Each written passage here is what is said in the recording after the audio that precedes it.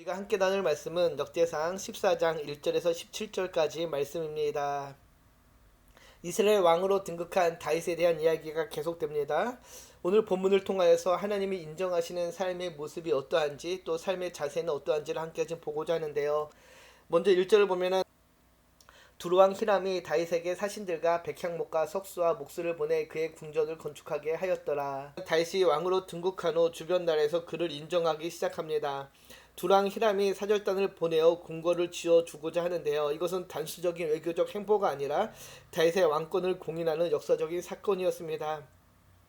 이 사건을 그런데 다윗은 다음과 같이 바라보는데요. 2절을 보면은 다윗이 여호와께서 자기를 이스라엘 왕으로 삼으신지를 깨달았으니 이는 그의 백성 이스라엘을 위하여 그의 나라가 높이 들림을 받았음을 알미였더라.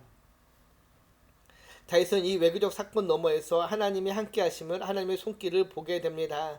그는 자신의 인생이 하나님의 주권 아래 있다는 사실을 분명히 인정하며 또 그의 왕권을 통하여서 하나님의 백성이 높이 들림을 받는 것을 봄으로 인하여서 하나님께서 자신을 세우신 그 분명한 목적을 발견하게 된 것이죠.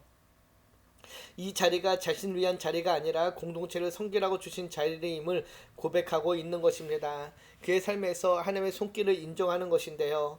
하나님의 손길을 인정하는 삶, 이것이 바로 하나님의 인정하시는 삶의 첫 번째 특징이라 할 수 있습니다. 오늘 우리도 우리의 삶의 자리에서 하나님께서 나를 이곳에 보내신 이유, 나를 세우신 이유를 깨닫고 그것을 인정한다라면은 하나님의 선한 인도하심을 보게 될 것입니다.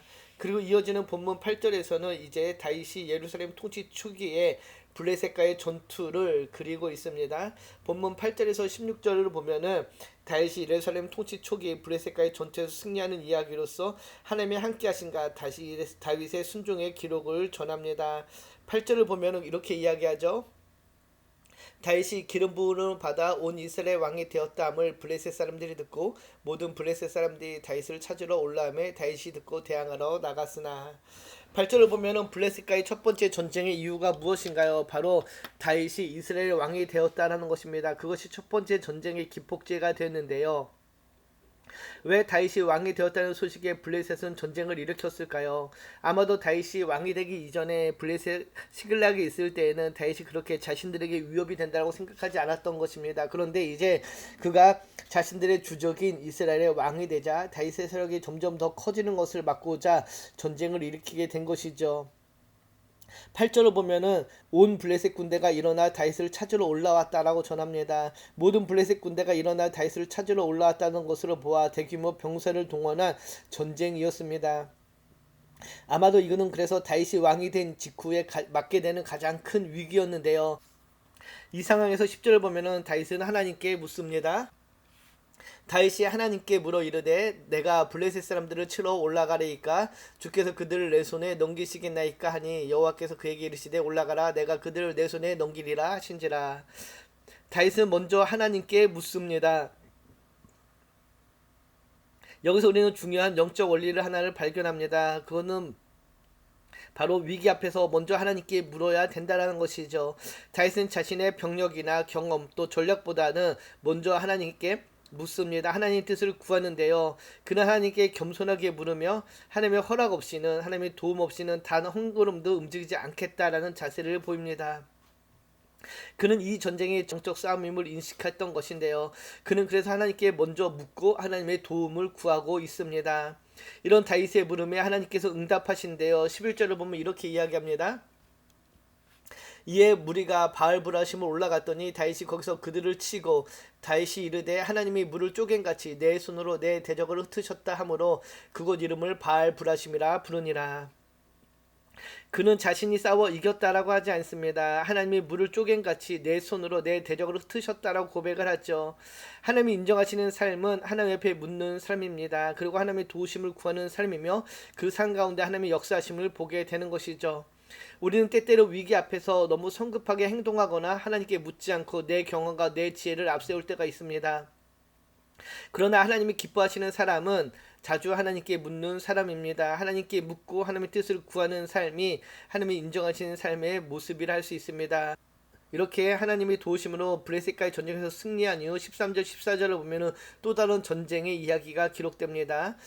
블레셋 사람들이 다시 골짜기를 침범함지라 다윗이 또 하나님께 묻자온데 하나님이 이르시되 마주 올라가지 말고 그들 뒤로 돌아 뽕나무 숲을 맞은편에서 그들을 기습하되. 블레셋과의 두 번째 전쟁이 발발합니다. 14절을 보면은 다윗이 또 하나님께 물었다라고 역대 기자는 전하는데요. 여기서 우리가 주목할 것은 또입니다. 한번 승리했으니 같은 방법으로 사용해도 되었지만은 다윗은 다시 하나님의 뜻을 구하는 것이죠. 다윗은 앞선 블레셋과의 전쟁에서 하나님의 도우심으로 큰 승리를 거두게 됩니다. 그 승리로 인해 이제 다윗은 두 번째 전쟁에서 자신의 힘으로 자신의 경험을 바탕으로 블레셋과 대적할 수도 있었지만은 그는 다시 한번 하나님께 묻는 방법을 선택합니다. 그리고 하나님은 전혀 다른 전략을 다윗에게 주시며 다윗을 승리로 이끄시는데요. 경험보다는 하나님의 말씀을 더 의뢰하고 신뢰하는 다윗의 모습을 봅니다. 그 결과 다윗은 승리했고 그의 명성이 온 땅에 퍼지게 됩니다. 이 명성은 단순한 인간의 업적이 아니라 하나님의 손이 함께 하심에 대한 증거였는데요. 17절을 보면은 다윗의 명성이 온 세상에 퍼졌고 열방이 그를 두려워하게 되었다고 전합니다. 오늘 본문은 하나님께서 다스리시는 하나님의 나라가 다윗 왕국을 통해서 실현되고 있음을 보여줍니다. 여호와 하나님께서는 열국의 다윗을 두려워하게 만드셨습니다. 이것은 다윗을 두려워한 것이 아니라 여호와 하나님을 두려워하는 것이라 할 수 있습니다. 다윗의 통치는 사울과 극명하게 대조되며 하나님께서 자신에게 신실한 왕을 통해 이스라엘을 회복하고 계심을 우리에게 보여줍니다. 오늘 매일 성경의 제목이 하나님이 인정하시는 삶입니다. 먼저 하나님의 인정하시는 삶의 특징은 하나님의 손길을 인정하는 것이며 하나님께 묻고 듣는 것이며 또 들은 대로 순종하는 삶이라 할 수 있습니다. 이것은 결국 하나님과 동행하는 삶이며 이런 삶에서 하나님은 하나님의 영광을 드러내시는데요. 오늘 하루 우리도 하나님의 사람으로서 하나님의 손길을 인정하며 하나님께 묻고 또 하나님께 듣고 또 들은 대로 순종하는 삶을 살아가는 저와 여러분이 되기를 축복합니다. 이런 삶을 살아갈 때 우리를 통해서 하나님의 영광이 나타나게 될 것입니다. 기도합니다. 참 좋으신 하나님 감사합니다. 오늘 다윗의 삶을 통해 하나님이 인정하시는 삶의 모습이 어떤지를 보게 됩니다. 우리도 다윗처럼 하나님께 묻고 하나님의 말씀을 듣고 또 그 말씀에 순종하는 삶을 살아가기를 소망합니다.